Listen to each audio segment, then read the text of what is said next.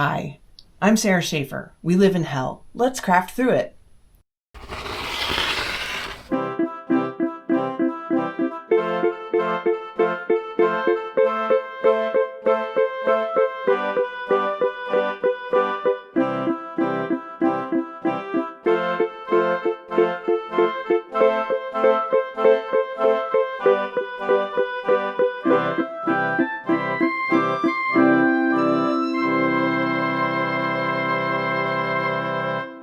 Testing, 1, 2, 3. Hi, welcome to episode 7, I believe.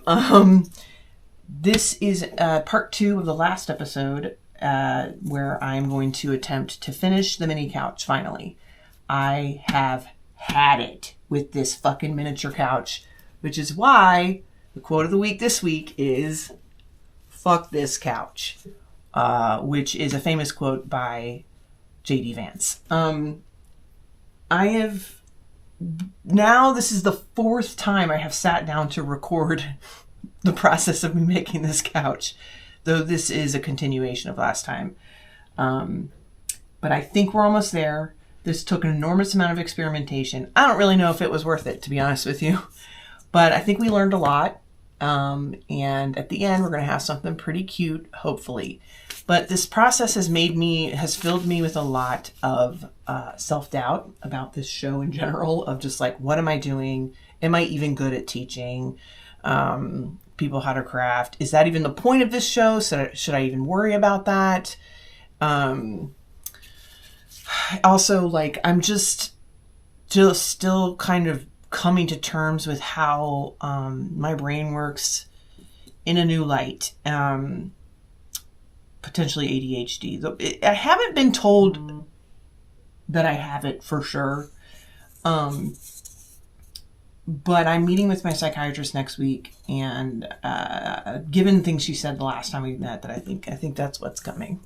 And I'm feeling very self-aware, painfully self-aware of how I am now. It's helpful to understand that maybe my brain is wired a certain way, and the role of dopamine, like the actual science behind it, has actually started to help me understand some things in my life that have always been incredibly challenging and frustrating. And now that I'm heading into my, mid upper 40s, and my body is changing and hormones and all this crap, it's helping to know those things because I have to stay on top of it. I guess I would compare it to similarly to, when you get older, you get aches and pains, and the way that you could move around or the way you could eat or drink when you were younger, it just doesn't work. You had the same body that, functioned, the same organs and all that stuff, but now it just doesn't work as well. And if you have to maintain it, you have to take care of it a lot better. And I think that's what I'm dealing with. And what I feel a lot of times is I feel out of control in here. Like, I call it runaway train. I think I've mentioned that before. Like, it's a runaway train of ideas and things to do and things to accomplish and projects. And, there are ones that I chase more fervently that are more exciting to me.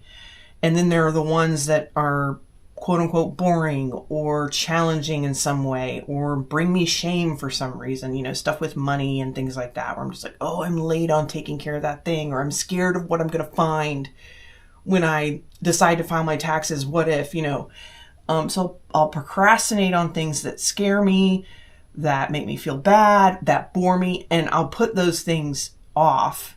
And then while I'm chasing this other thing, which could be completely frivolous, and literally have no actual real purpose in my life other than just like it makes me feel good. And those are valid things, but I have trouble regulating and prioritizing. It's not even the prioritizing. I know what's important and I know how to make a list. I'm 46 and I got, good grades. I excelled in school. I've excelled in my career. I have gotten major things done, made things in here come to life. And, long-term projects like writing a book, like, God, that was rough. once I did that, I felt like, oh, I can do even bigger things now. But the problem is the actual doing and the motivation that comes to do the hard things. We can do hard things. Like, I find that phrase a little bit cringy. But like, for instance, as an example, yesterday I was running errands. I had to get gas. I had to take some orders to the post office, like important things. And I was getting things done. And when I went out, I said to myself, you're not going to get sidetracked.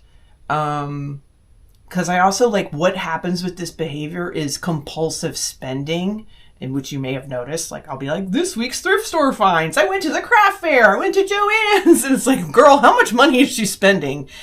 And I have a little slush fund right now. I mean, it's tiny. I have a little bit of money right now that I had been waiting for. And I took care of some bills and stuff that had been owed. And now it's like I've got a little bit of extra. And Scott and I have this whole plan of saving money and stuff. But I'm like, well, I just got paid this for that. And that's going to be me money, or it's stuff, supplies for things I'm going to sell, right? And I'll, meanwhile, not knowing if they're going to sell, just buying, like, should not be running a business, is my point. These are things that sometimes I would call it like it's dialed up to an 11 or it's dialed down. Like sometimes I'm in control of it. Because I years ago got into some serious financial trouble. Not serious. I actually was on the brink of financial trouble. I ran up 2 credit cards and it was a lot of debt and I was barely getting by, paying for groceries and like worried that the card wasn't going to go through, and sometimes it wouldn't and I'd have to just like leave. I mean, it was humiliating, but it was after my divorce, after my mom died. It was a really rough time and I had like a compulsive shopping for clothes type thing, and it was like something took over me. This is something I went over with my psychiatrist when I first met her. She was like, okay, she was trying to figure out like, am I bipolar? Because she was like, don't be afraid of that term. It's all a spectrum. You might be more on that. You might be on the depressive side. You might have ADHD. There could be, so she was just explaining everything because she was trying to assess me. But she had a lot of questions like, well, you staying up for weeks at a time, like with no sleep. And I was like, no, that's not me. It definitely wasn't that. But these fluctuations in mood and stuff like that, she was trying to figure out what was going on with me and looking at my history and all this stuff. But anyway, that was a time when I was very out of control and I was spending a lot of money. And it was, I think, how I was processing grief, and I was like denying reality.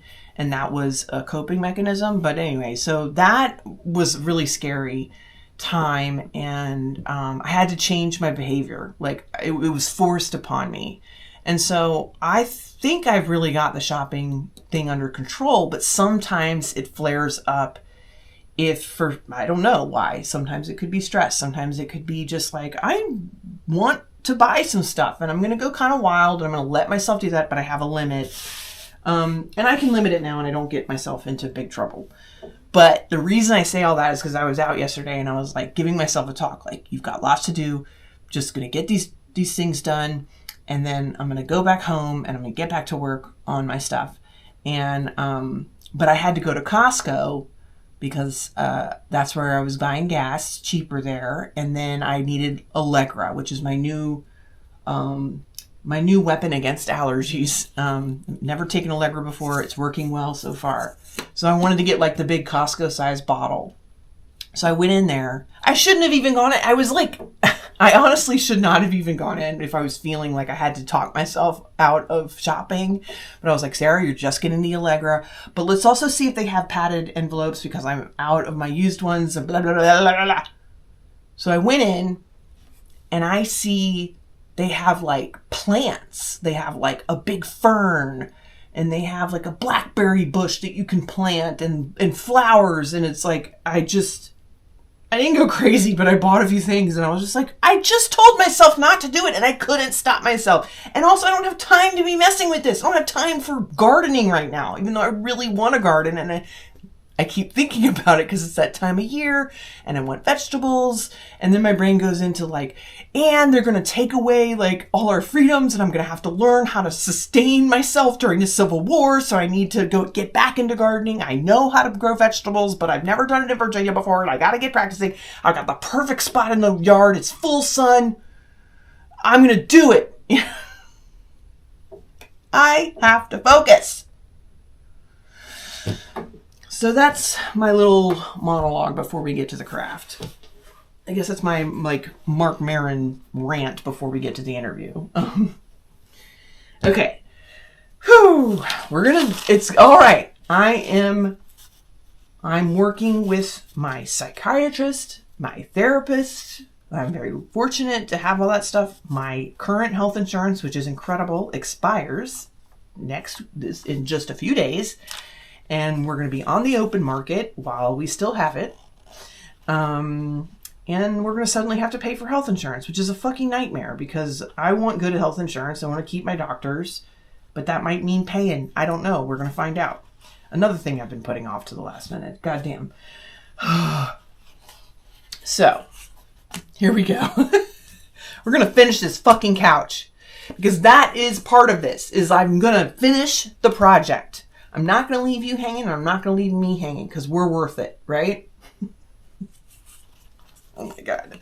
Okay, so this edit might be a little bit like my starting point, given the last episode, might be confusing because I ended up, once again, I had this kind of thing built, the back and the side of the couch built, and then I didn't like the way I had shown you to do it. I thought it was like a really confusing process and I was losing steam, I think, when I was showing you how to do it.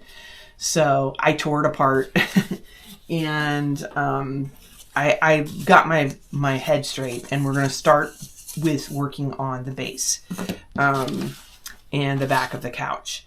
Now, what we did do was create the 3 cushions to go on that base and the sides. All I can see right now are the imperfections, but I truly do not have time to keep working on this couch. So we're just going to have to embrace them.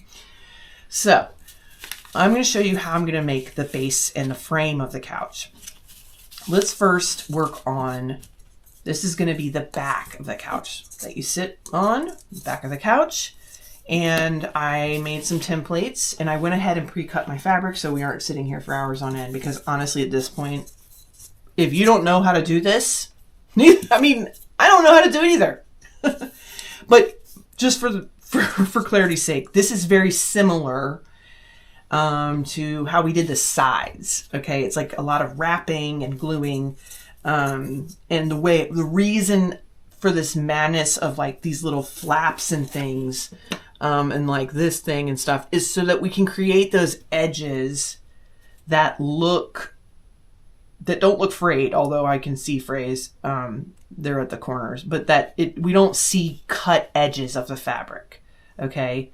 And that is why we're doing it this way, because those cut edges look messy and they give away the ruse that, you know, this is miniature, that it's not life-sized. So, I am going to just dry fit this just to get, you know, always do a little check, you know, just because you might have to trim if you didn't cut it exactly right. And I'm just making sure it's how I want it. And I'm going to start gluing. I don't care so much about the way this looks on the edges because we're going to cover that. But this front and this back, I want to look neat, but again, this is pretty much going to be hidden. It's just to give it that real look of the back of a couch. You'll see when we get to it. So I'm going to just start with the top, and we're going to do glue gun again. And I'm just going to do on the actual thingy. Oh, you know what? I actually want to add just a little detail really quick, which is to give this just a little curve on the top. Not much. I'm going to sand a curve. Just those little touches. Make it look more real. Okay. So we've got that. Now I'm going to glue it. Okay, so I'm going to take just a little bit of glue here. Okay. And I'm just going to place it down like this so I can be straight with it. Oh, and you want to look, yeah, so make sure you're looking at your grain. If you have fabric that has a pattern, grain, I keep saying grain, weave, so that it looks straight. But again, this is mostly covered by cushions and by my edging, so don't fret if it's not exactly perfect. Okay, now I'm going to go ahead and glue the bottom. Now I want this to be pretty tight. So I actually might add just a tiny little bead of hot glue here so I can get that tight fit.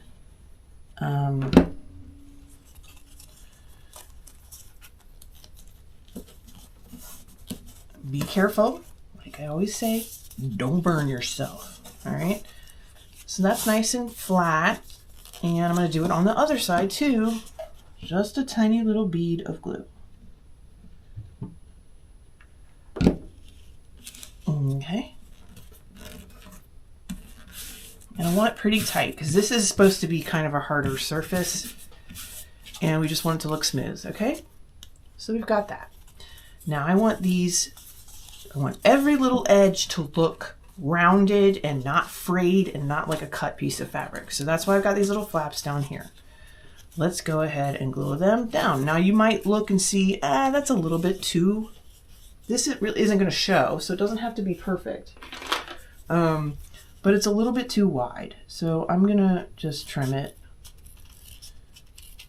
If my pattern for some reason doesn't work exactly on, because you know it's wrapping around something you already cut or whatever, which by the way, if you're just joining me, I do have a full downloadable. The download is now available for the mini couch project. If you dare, I would be shocked if anyone buys it and does this after the struggle that I've shown you. Anyway, put some glue in there. All right. You know, I'm talking about like, why am I stressed? Why am I, you know, kind of feeling more compulsive behaviors, you know, taking over right now? And it's like, oh, I'm fucking stressed as hell because the fucking world is on fire. Chris Fleming, one of my favorite comedians for years now. If you don't follow him, you absolutely must. He's so funny. Such an incredible performer. He's like someone who I would say he's kind of an act out comic. And some people say that in a term that's meant to be kind of like comedy snobs will sometimes say, oh, you're an act out comic. What that means is you're very like physical. You act out characters and you're like an animal, like, you know, like, and, sometimes the stereotype is that act out comics have to act it out because they don't have real writing and punchlines. Some of that is true for some of them, but Chris Fleming is someone, I would say Tig Notaro is a little bit of an act out comic. Everybody does a little bit of acting out. You know, when you move your body like something, or you mime what happened when you're telling a story, you do voices and things. Every comic does it a little bit. Some don't, some are just monotone. That just depends on the comedian. But Chris Fleming, oh my God, he's act out, but with the most incredible writing and like descriptions and just concepts. And he seems to be coming up with this shit. Like, I mean, I'm just amazed at like, he'll just talk about something relevant that just happened. And by the way, I'm gluing down the other flap and I want to kind of get this flat. So I'm just going to press it. Now you might get some glue on the surface, so just peel that off. The key here is you don't want glue showing on any of the part that's going to show. Okay, so if it's on the bottom, that's fine because this is going to be on the base. So here, I'm going to just first glue down this little flap here, okay? Actually, what do I want to do? Actually, might glue the little triangle flap down second. All right. So now you're going to glue down these flaps, okay? So that's what I'm doing. And anyway, so back to Chris Fleming. He's so funny. And recently, I've been getting, because he's becoming more and more well-known, like way more than me in some areas. and also sometimes in comedy, you're known for a minute and then you fade. Then you might have a comeback and you might fade again. It just depends on the career. I'm like, I might come back. Bitch, you faded. We never know. Anyway, so he's more well-known than me right now, for sure. He definitely has way more followers on social media and stuff like that. If you're worried about burning yourself, I recommend using like a stick or something just to hold this down. Just to get that first hold down. But again, be careful. You don't want glue showing on the front, especially in these edges, because this is where it really will show, which is why we're doing this dumb flap thing to begin with. So just be careful not to get it all goopy. So anyway, lately, this has happened more than once, is like I did a show recently. I can't remember if I talked about this because I've recorded so many episodes that have now not made it to YouTube because of this fucking couch. But I did a show a few weeks back in Richmond at this brewery, and it was so good. And I just felt incredible after. I don't think I ended up posting this story. Forgive me. I'll have to forgive me if you've already heard this. But I just showed this brewery. I showed up. I felt like a little out of place because all the local comics knew each other already, and I was just sort of, being ignored a little bit. And some of it was they didn't even probably know that I was a comedian. I never assumed people would know who I am. Some people do, and they're like, "Oh my God, I'm such a fan. I'm so glad you're here." And others are just like, "Who are you?" "Oh, you're a comic." They don't know. It just depends on when you started. And when I was, at my peak, were you paying attention or not? There was a while there where I was pretty well known within comedy. I wouldn't say I ever was a household name or anything close to that, but just in comedy. So comedians would know, who I was. But, the more time that goes by and the younger they are, the less they know. Trust me. It's part of aging. It sucks. In any career, I would assume. But, so see how that's looking nice and smooth. You'll love it. You'll love to see it. Okay. Maybe I should have tucked the little triangle part in. I think it's going to be okay. But see how that looks nice and smooth.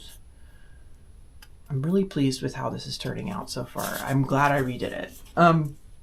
Okay, so anyway, I did this show, and I'm feeling insecure. I'm getting flashbacks, especially the male comics. They were all doing that chest bump thing, "Hey, brother," you know what I'm talking about.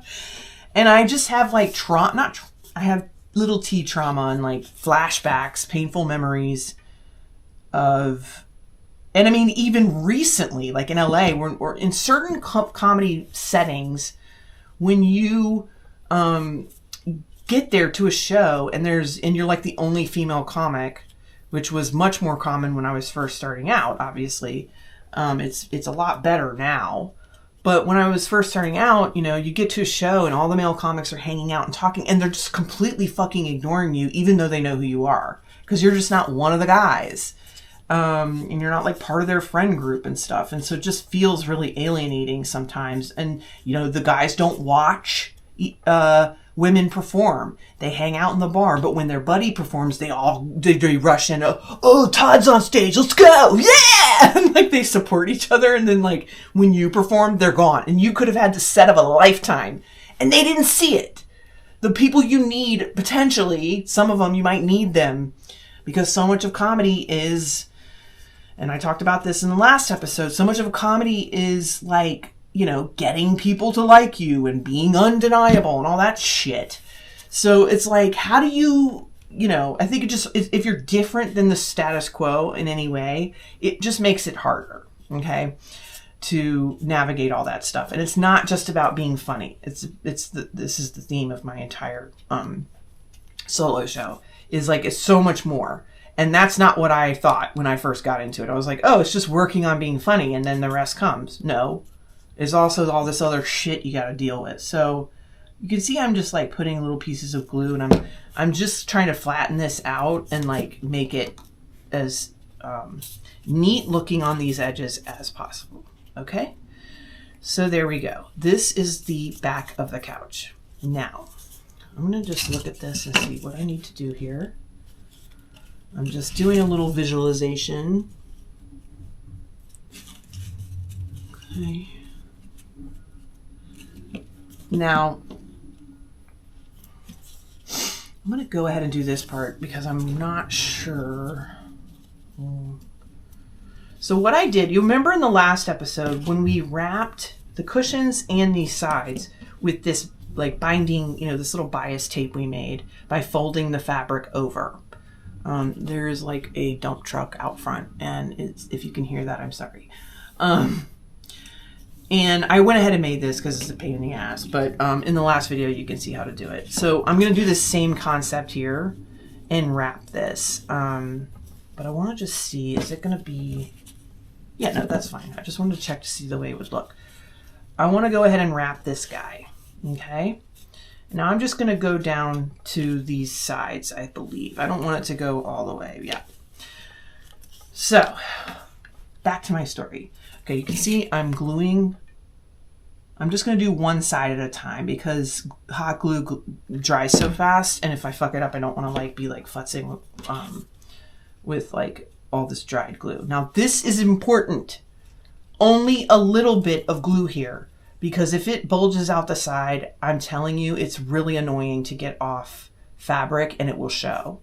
And glue is one of the worst things you can see in miniature, because see, you can see just a little bulge of hot glue there. That's really annoying. But maybe I'll make that the back, depending on which side looks better. Okay. Now see if actually I'm gonna just go ahead and pre-cut. There's some little strands here. They're kind of pissing, they're kind of showing, and I'm gonna pre-trim any loose threads. Okay, so I'm gonna go across the top. See, there's some little stray threads there. I don't want them to have to deal with them until later, or sorry, later. Okay, so back to the story. I was doing this show, and I'm starting to feel insecure. I'm like, you never know. I never know what's going to be the deal when I show up to a show, if I've never done it before. And so I just sort of come with low expectations and just like, well, we'll see what happens. There might be 2 people there. There might be 100. We don't know unless I've done it before and I know what the deal is. Okay, see, I'm just as straight as possible, laying it on the hot glue, and then I'll smooth it out. Oh, that looks really good. Okay, I'm finally getting good at this. This is the type of project that I'm like, now I know how to do it. Now I'm gonna start over, but not now, not on the show. That's for another time. I'm seeing some little, little frayed strings. I don't want those showing. Okay, so now I'm gonna go to the end. Okay, so when I get to the brewery, there's nobody there, and I'm thinking, oh, this is gonna be like a dead show, and but whatever, it'll be fine. Well, as we get closer to showtime, it's filling up. I mean, it is crowded, standing room only. And I'm like, okay, this is a legit show. We'll see how it goes. And show start. I'm the headliner. Show starts, and now I'm starting to get oh, I need to be on my A game, because none of these people know who I am. I'm back in town. They don't know that I've been doing this for 20 plus years. I gotta show what's up. I gotta show that I know what I'm doing. And there, a lot of young comedians on the show, local, and they were all really, all of it was a great show. It was funny people. Some more inexperienced than others, but I thought everybody had a good set. So I'm in the back now. I'm scribbling, trying to remember jokes. I'm like, okay, I could say this, and okay, I'm going to do that.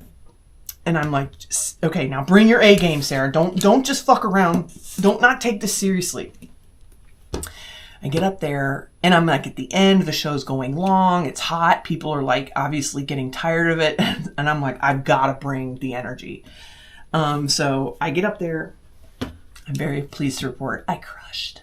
It was really good.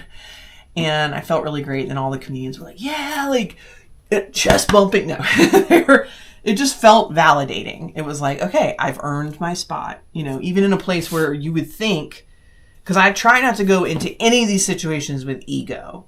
Even though there's a moment where like, do these people know who the fuck I am? Treat me with some fucking respect. There's a moment with that, but I'm like, no, they don't have to know who I am.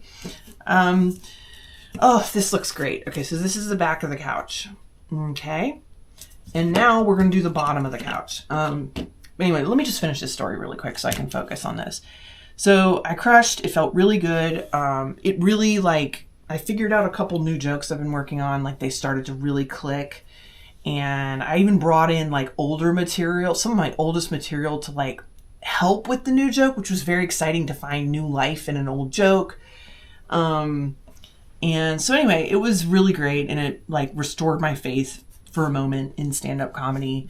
And, but after the show, and this is one of a few times this has happened recently, whether online or in person, where these two girls came up, they were like, we love you so much. And I'm not saying this to brag, there's a point.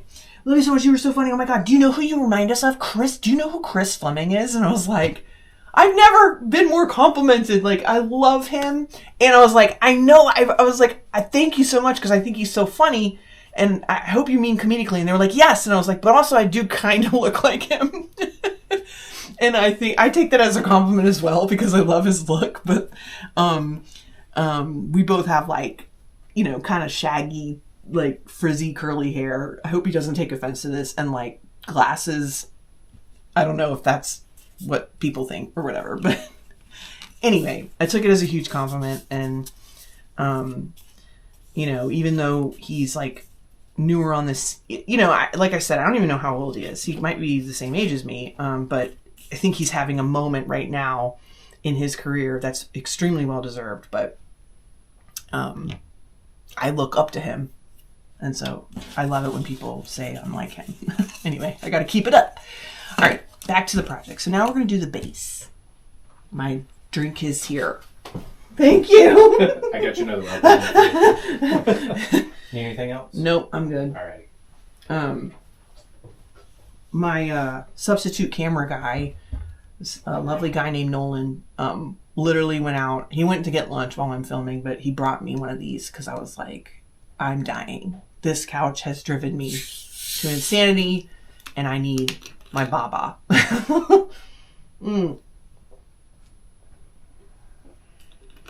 One day, DDP's gonna sponsor this, and I'm just gonna get. It's gonna be raining money. Okay, so for the base, I cut out a little template. This is really simple. You don't even need a template, really. You're just gonna wrap it, like this, okay? But I'm doing something a little special surprise at the end. I'm not gonna show you until the very end. So I'm pre-cutting a little hole in this, okay? So it's basically is a hole here that goes through the fabric and through the foam core. So if you want the special bonus option, you're gonna do that. All right. Okay, here we go. I'm just cutting through all the way. It needs to go through all the way. So just be careful because it's thicker. It might take a couple tries.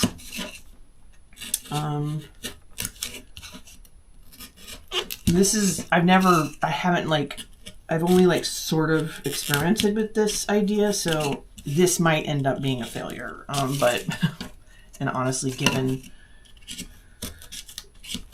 so I'm just carving this out. It's just, you kind of have to, it doesn't have to look super perfect.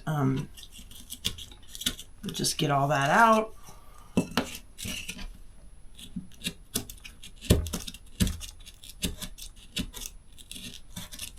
And then I can see it on the bottom, so I'm just going to go on this side. Okay. All right. So we've got this hole. And you want your fabric to match it. And I folded this and I cut the square out and I just left these. I don't know why. I just thought maybe it would make it smoother. I think in the future I would potentially do this slightly differently, but for now this is how I'm doing it. So what I'm going to do is this isn't going to show, but if you really wanted it to be perfect, you would iron any creases out here. Okay, so I'm just going to go ahead and glue this. I'm not going to glue this top part necessarily. Let's see, I'm thinking it through. I want to make sure that this lines up. So maybe what I'll do is actually try to affix it here so that it's really, let's just experiment. Okay, move quickly. I'm going to line it up and then quickly take like a stick or a toothpick or something and just shove this in there.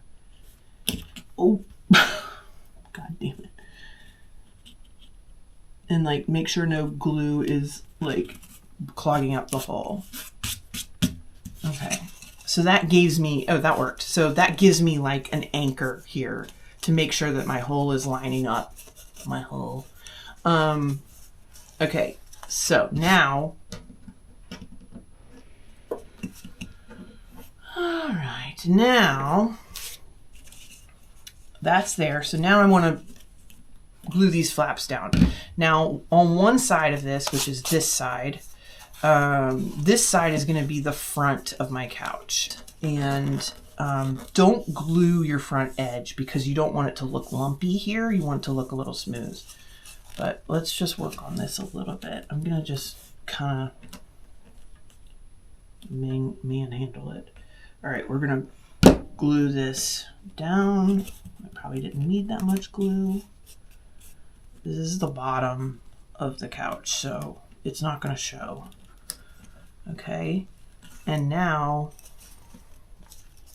I really want this to stretch because I don't want the front. We can cover it, but I just don't want it to be an issue. Okay. All right, glue that down.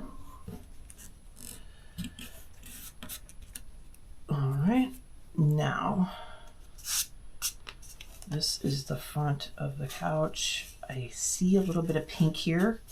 See, I don't want this to really show, so I'm going to try to get it. I'm just going to sort of manhandle it a little. All right. That's why you kind of want to double check your fabric with like what I've been calling a dry fit.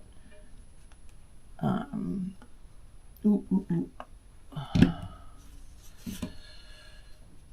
right. Ooh, what was that? I heard a noise. There's been a cat situation outside where we have like an outdoor cat and it has been having some confrontations with another stray cat. And by confrontation, I mean they just stare at each other until the orange one runs away, the stranger. Okay, so there is your front. Now I see a little bit of white there, but I'm going to see in the final assembly if that really matters. It might just get covered up. Okay, so I'm going to do the last flap. All right. Fold it over. And voila. Okay.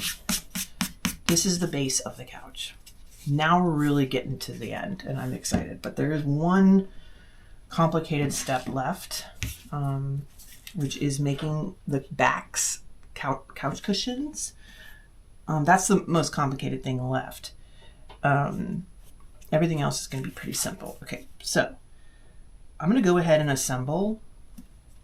I think we're going to glue this to this to create the back of the couch.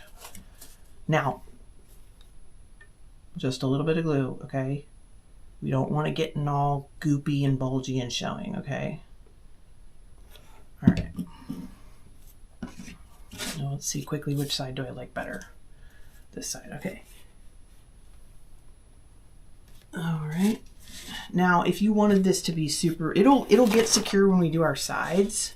But I'm just gonna, yeah, just lean that up so that it can dry straight. Hot glue dries pretty fast, so as long as you get it set how you want it right away on your first attempt. See, it's gonna look, now see there's some glue poking out back here, but unless you're gonna put this in a scene where it's where the back is showing, I don't know if I care that much. Okay, so there's my structure coming together. Let's see, there we go.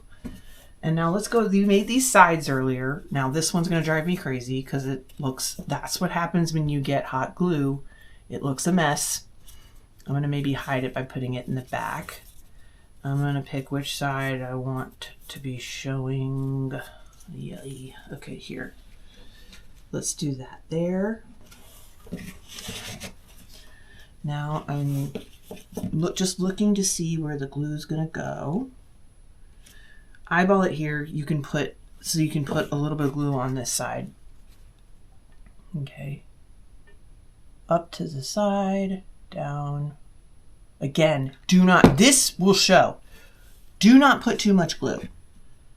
All right. Yes. This is really starting to come together and I'm feeling like I'm seeing the light at the end of the tunnel. Okay. Now you might see some spots like I do that look like I'm seeing some mess here that I don't like. We can attempt to clean that up a little bit at the end, but for now, let's just keep it moving. All right. Pick which side I like better. Now these, you can see they're like uneven, but hopefully when I get the cushions on and everything, it'll look good. Okay, not too much, just a little thin bead up the side. And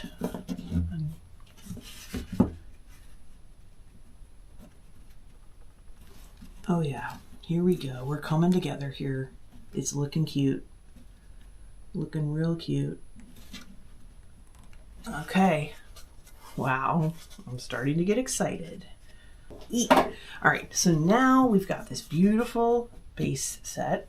I'm just gonna do a fit of my cushions here.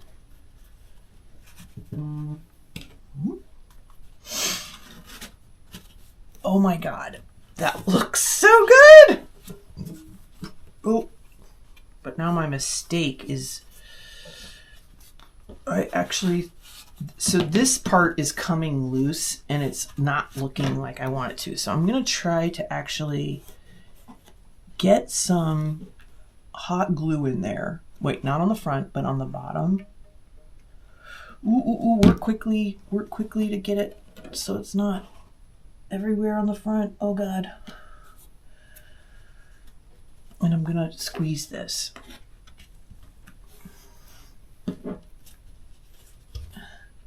I just want it to be a tighter fit. I'm so excited. Now, we're gonna now work on, I've already made two different methods. One looks a little bit better than the other. These are really challenging. This is more of an advanced technique to get this cushion with like the more rectangle shape. And I'm gonna use a sewing machine, but you could also hand sew the way I'm gonna show you to do it. But this is more challenging. If you wanted to, you could just do regular little tiny pillows, which is simpler. I'm gonna try, if I have time, to make one accent pillow, which will be that method, and I'll show you. But this, to get the rectangle shape, oh my God, look how good it looks. Yes, okay, I've seen the light. All right, I've done some prep work for this. So what we're gonna do, for the tiny cushion, what you do is you cut out, it's 6 pieces of fabric. I've already cut these, okay? But let me just show you how I do it because I want to show you how easy this is. I have in the kit, I have templates that you can trace over. But you can also use one of these. It's so handy. It's for quilting, it's Omni Grip. But when you're cutting small pieces of fabric for something like this, there's just nothing better because it measures and it gives you your straight line. So, like, let's just say I need, you're gonna need 2 of these sizes, which is 2.5 by 2 inches. So let's say I just am going to do a strip that's 2 inches wide here to work with, because there's other pieces that are 2 inches. So see how this works. You put it over. Now I know it's confusing because I'm using this over top of a cutting mat and all the lines look crazy, but it's just a comfortable angle for me. So you can use this to square things up. And so I see the line here, okay? This is 2 inches from this edge. Okay, that's showing me it's 2 inches. And you can use the bottom to square up at the bottom of the fabric. So now you have a straight line. And so here along this edge, you're cutting using a rotary cutter. You can also do this on paper and like use it to like, you know, draw with a pencil. But look how easy that was to get a perfectly square edges, straight line along the measurement that you need. So, and then you just keep going, you know, with your 2.5 up the edge. Very easy to use this, so I recommend it. But I've already cut these pieces to kind of speed things along. So what I'm going to do now to make the sewing easier, both on a machine or by hand, I'm going to draw where I'm going to sew, because it's much easier on these tiny pieces because being precise is really important in miniature, as I mentioned. So I want to do a 1/4 inch seam allowance on each side of my square. Now this pen, I'm actually going to use, I'm going to do it the way I want to do it. Okay. This is a disappearing ink. So you don't have much time before it goes away. So it's actually, by the time I get to sewing this, it might have disappeared, but I think I can handle it. But this just gives you the concept of like, okay, this is where I'm sewing, and I want to stay as straight as possible because it really makes a difference on this small scale. I learned this when I made the second version of the cushion, that it works much better. So I'm going to do it for each piece. Now this is going to be marked on your inner. So if you're using a thin fabric, say for something like this, and it has like the inside and the showing side, okay, you're going to make your marks on this inside. This is your inside of your cushion, all right, that you're making these marks, because that's just going to help you when you're sewing, because it's very important that you know which side is inside and outside when you're sewing this together. So if you have a fabric like mine where it's the same on both sides, you need to know, because if you do it wrong, it won't work. Okay. Okay, so now I've got these rectangles. I'm going to do it on all of the pieces.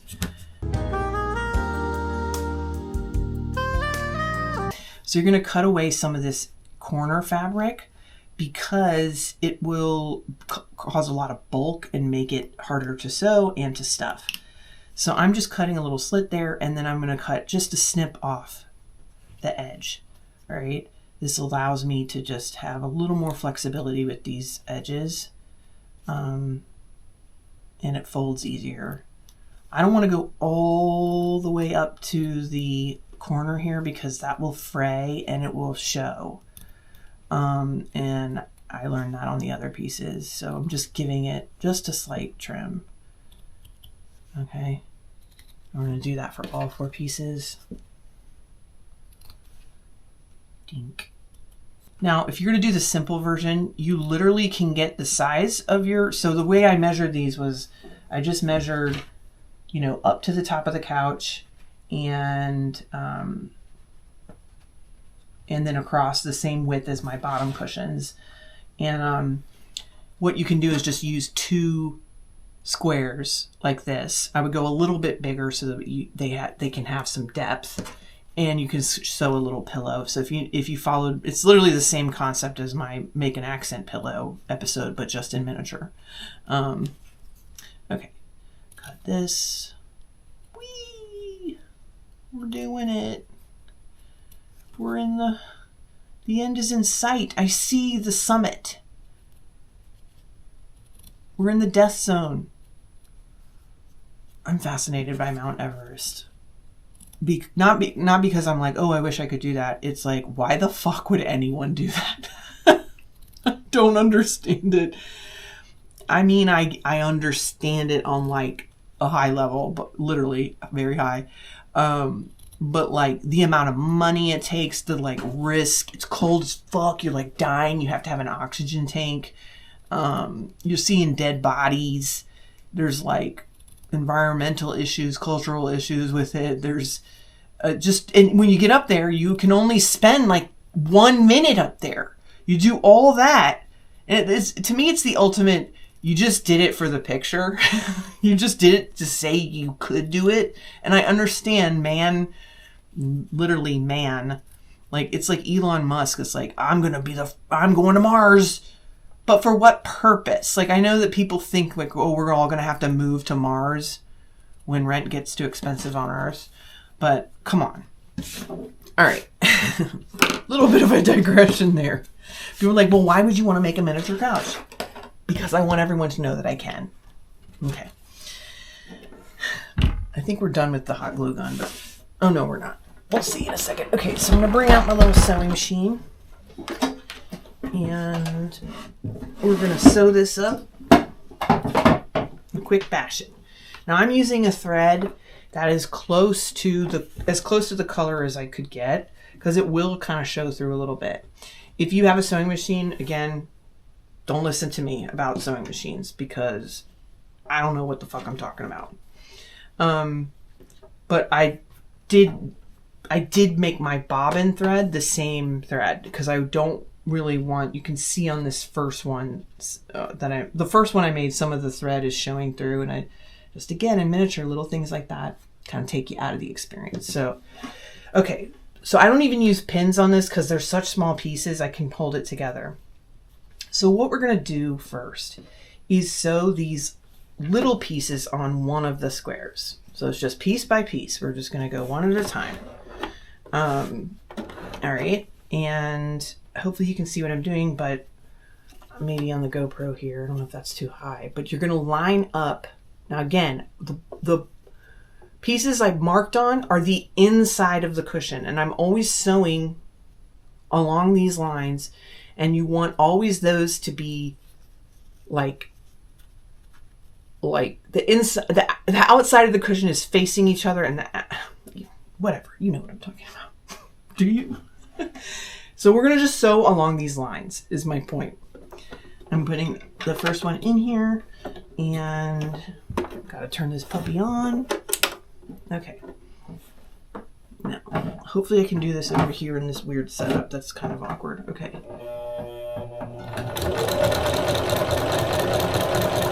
Taking it slow.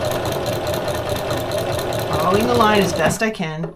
I'm going to do a little reverse so that it doesn't come undone. Now see, that's coming out pretty good. I'm doing a small, just regular straight stitch. And I upped the tension a little bit. I don't really know why, but that just seemed to work better. And I'm taking it slow. So I've got my first one done. Now the order in which you do this is important. So once you start visualizing your end product, it'll really start to help you understand what you're doing. So I'm kind of going around the edge first. And so now I want these two pieces to come together. See, so this is creating the cushion.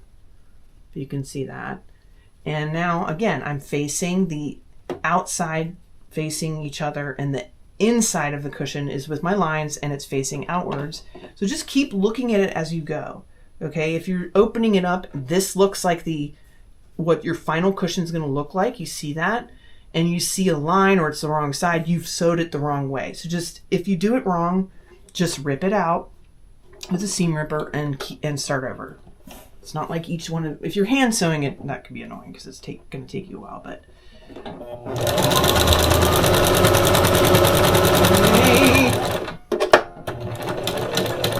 Okay. Probably should backstitch a little bit on each side. Also, I recommend like trimming the thread as you go because this is such a small piece that it might start to get like tangled. So see how I'm creating this edge of my cushion. Okay. And I'm going to keep going around with my other piece. Again, lining it up. You don't need pins because it's so small. and it's like takes 5 seconds. And I'm gonna line up that line right in the middle where my needle is.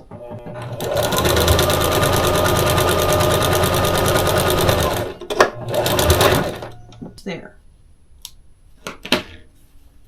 See? All right. Now I'm gonna go ahead. Great. All right, we got all our pieces on, and now it's going to be all about getting this all together. It sounds more daunting than it is.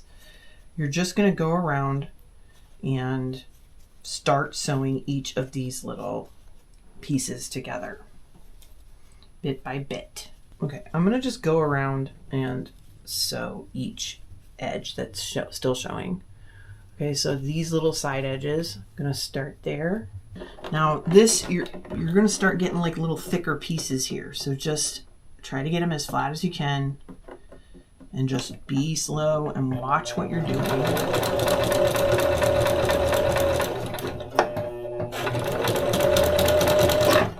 Okay. All right.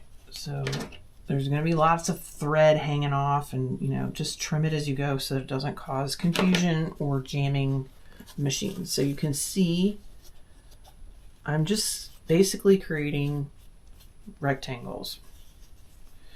I'm going to keep going around. The next flap is right here. Now, the important thing to remember is you're leaving one pocket open, okay? So you can stuff it, turn it inside out, and finish it.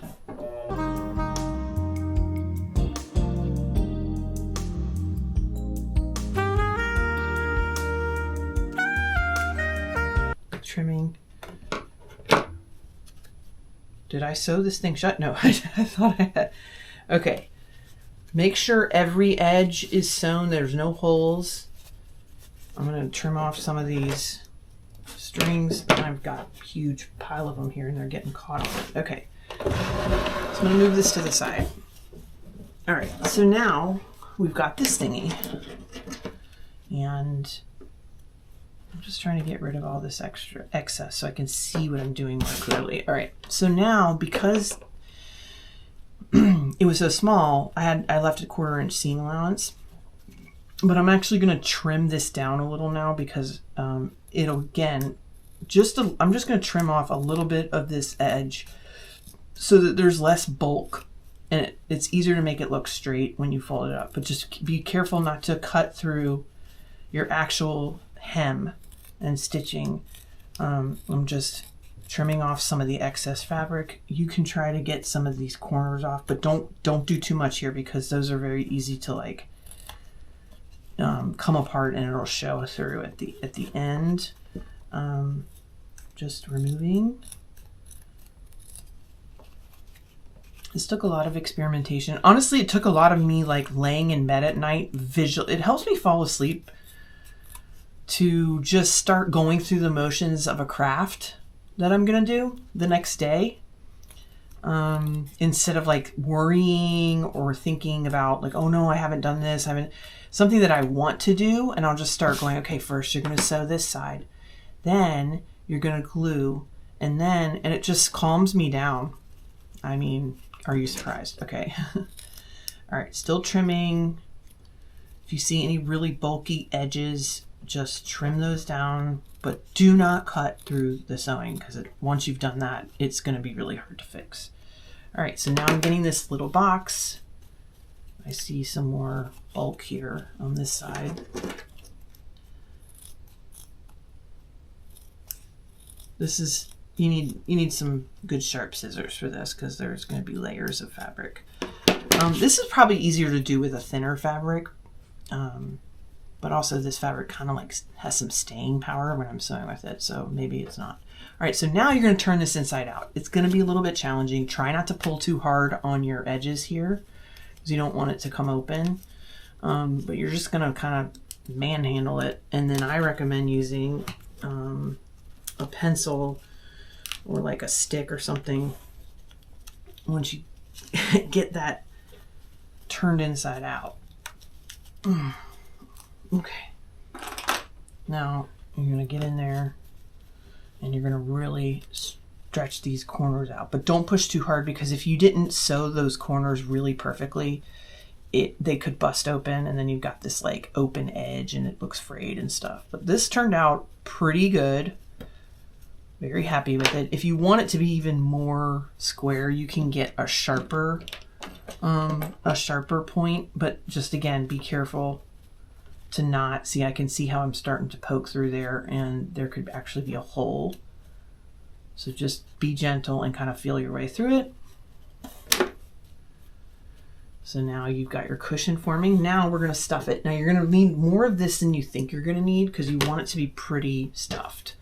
Like think of a couch cushion. Like it's pretty, it's got some heft to it. It's not like one of those squishy pillows that I love. Okay, keep going. Get it spread out in there if you want with a pencil. Get your corners filled. Get my corner filled. I'm gonna do a little bit more of this polyfill, or whatever the fuck it is. I've had it for years. Just when you do miniatures, you don't need that much, but eventually I'll go through it. All right, so now I think I want a little bit more. All right, here we go. Okay, so this part I find to be the most annoying part of this process, actually, which is closing it up.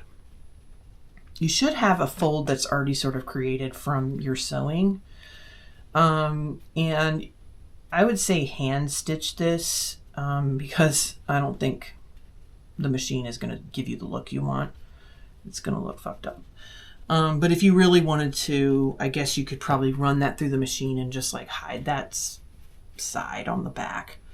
But I'm going to just hand sew it real quick, and I'll show you how I do it. It's just like how I did the accent pillow in the more recent episode. All right. We're almost there.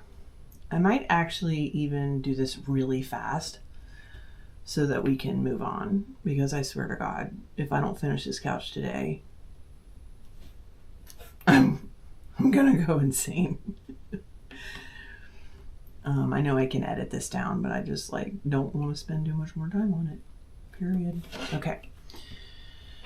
Okay, so I'm going to do this quickly with some bigger stitches so that we can just get it done. But what you're going to do is, it's like I don't remember what this is called, but it's like an inside stitch that's hidden. So you need to get your needle in there.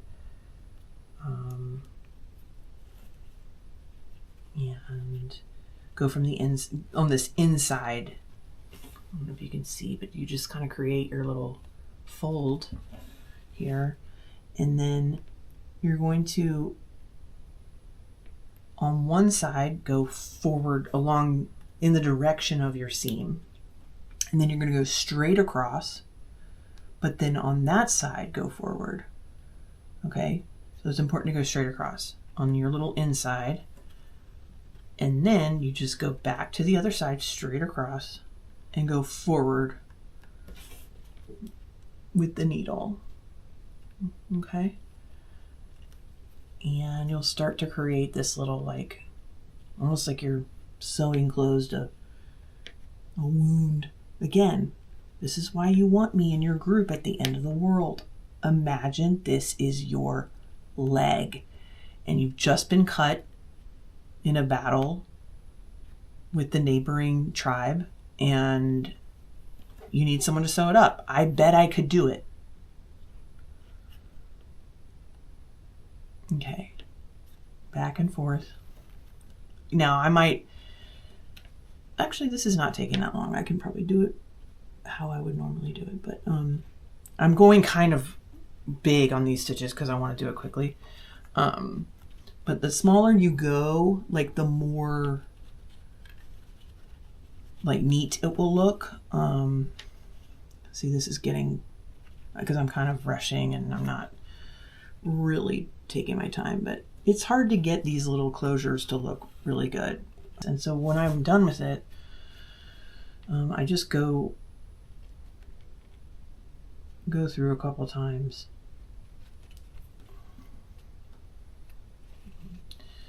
When I'm done with it, I'm just gonna kind of like stick it through and have it come out somewhere else.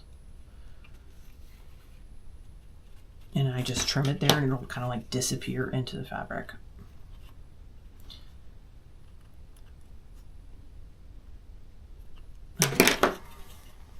All right, spread that out and that looks pretty. I mean, it's wonky, but it looks cute. Cute as hell. Oh my God, I love it. I can't believe I made that. Okay, now, this is really starting to look good now. Oh my God. And it's good that they're kind of, like they fit, you know? You can arrange them. Oh my gosh, we're so close. Now what I want to do is add some legs onto it to give it that like kind of mid-century modern touch. All right, and the way I'm going to do that is very simple. Now you're going to look at it and go, okay, where do I want my legs? First off, here's what we're going to use. I'm using orange sticks. All right, for these guys. All right, you could use a chopstick. You could use any kind of piece of wood that's little like this. But here's what I do to kind of make it look like the leg of a couch. I'm going to use my miter shears, but you can also use an X-Acto knife or even a heavy pair of scissors probably would do it. Maybe not on a chopstick. And you're doing this 4 times.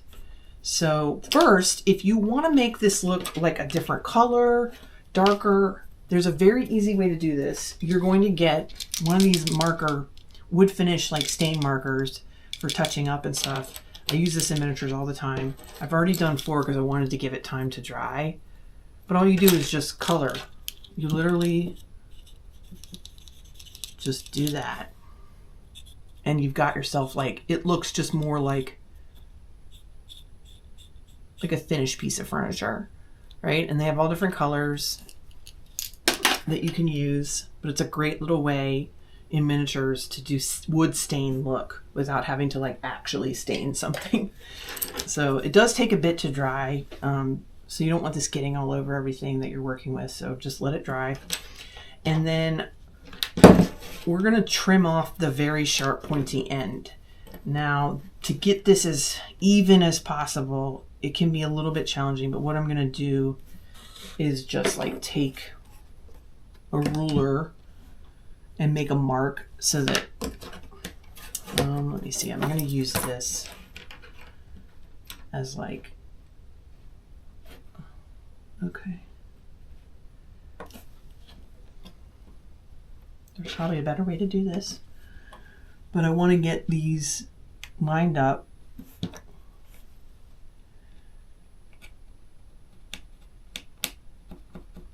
And I just want to mark it because I want them to be the same as best I can. In fact, honestly, you could probably line these all up on your miter shears and cut them together. I don't know if this is going to work, but we're going to try.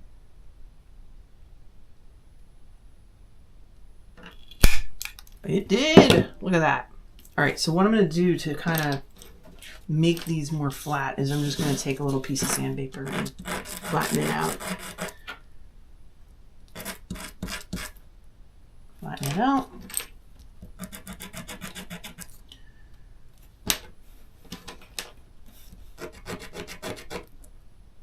Get in there.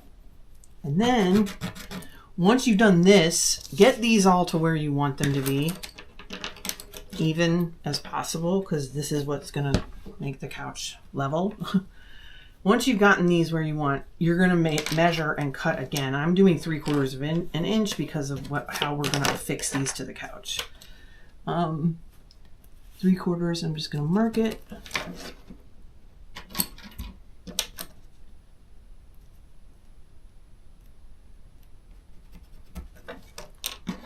We're so close to being done with this. I can feel it. Nolan is like listening to me like, lady, hurry the fuck up. All right. He's like in the other room, just like on his phone. All right. He's a nice boy. Okay. I'm going to trim each one on the line. Whoa! Oh, where'd it go? We're going to find it. Okay, maybe do this in a controlled environment. So one thing I do is, if you don't want it to go flying, cover it with your hand. I didn't know it was going to do that, because I did do a test and it didn't go flying. And okay, so I've got my 4 legs. Now, to get these on the couch in a way that they're not going to pop off is I'm just going to quickly, you could use them. There's a lot of different ways to do this because this is foam core and fabric. I'm actually just going to do a quick drill. Hopefully I don't destroy the couch. Please, God. I'm going to use this to steady. And I want my feet to be pretty close to this edge because of the way it will look. So just visualize it like where you want it. Okay, here we go. We are minutes away from being done. I might even mark it with a pencil first just so I know that it looks right to me. If you really want to get precise, you can be like measuring here. I like that. Okay, here we go. You're only going a little bit in. You do not want to drill through. See? Just a little bit. You might...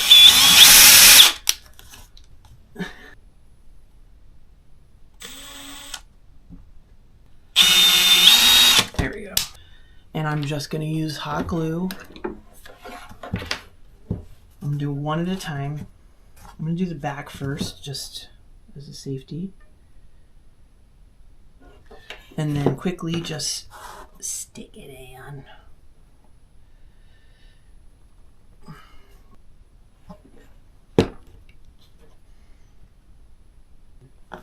Make it even as much as you can. You might even want to draw a line, like measure and draw a line on each one so you know how far in you got to go.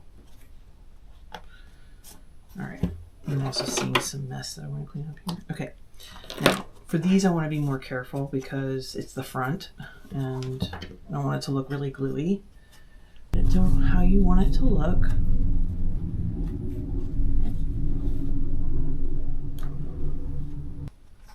All right. Here we go.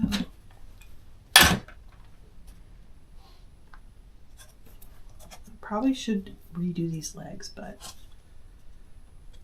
it's coming together. Ladies and gentlemen, we have a miniature couch. Now you're wondering, what's that little thing for? Well, first we're just going to we'll re-put this. Do the complete putting it together.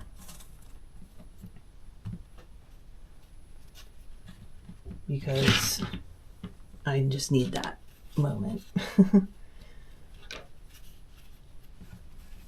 Oh my God. Look at how perfect it is. Imperfect.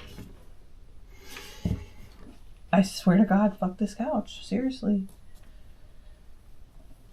I remember this being a real pain in the ass with the last one I did.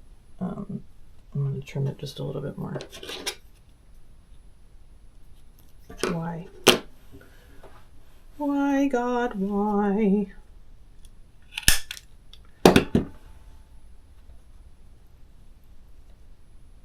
Okay, so that's just temporary because I can't be bothered with this right now. Let me add one finishing touch. Oh, and they even match. Oh my God.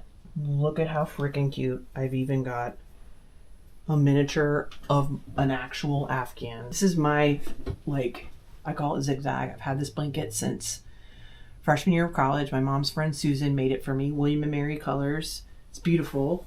Well, then one day I decided I'm going to make a miniature of it, and I crocheted a miniature version of it, and we're going to just drape it over. Or maybe just make it a throw. Oh my God, look how cute that is. Let me see. Oh man, adorable. Look at that. Look how cute it is. It was a fucking hell on earth. One of the legs just fell off again. But I'm going to show you the final thing that you can do with this, which is why we cut the hole. Because why not make it functional? And here we go. I'm going to show you what you can do with this.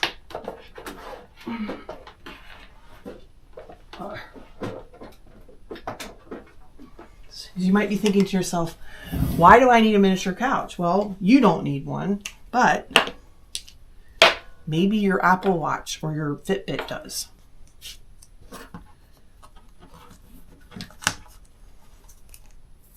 Yes, I am doing this.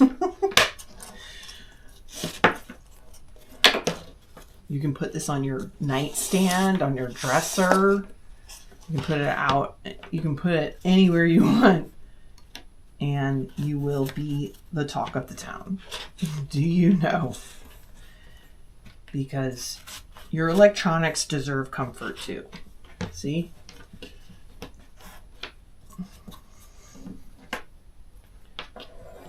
Here we go. Oh my God. This is too cute.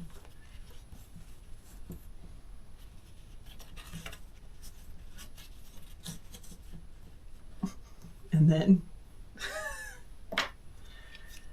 you're going to charge your phone and your Apple Watch. I wanted to do a phone one, but this wasn't really quite the size for it. But you could probably take these off and charge your phone on here too.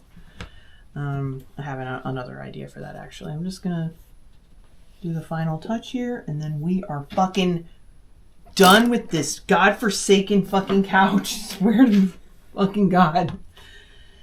I lost the other leg, but I'm just going to put that there as like a support.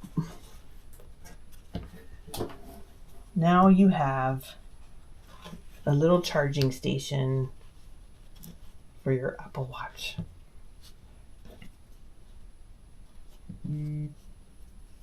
If you make this, I will be shocked. But if you do, please send me a picture of it.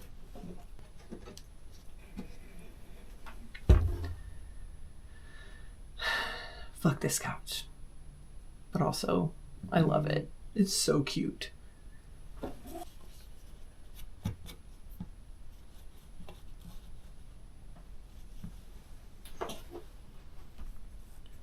I hope you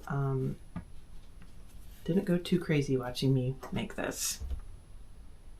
But pretty happy after all that struggle. Thank you so much for watching. I am going to go take a 7-year nap. See you next time. Bye.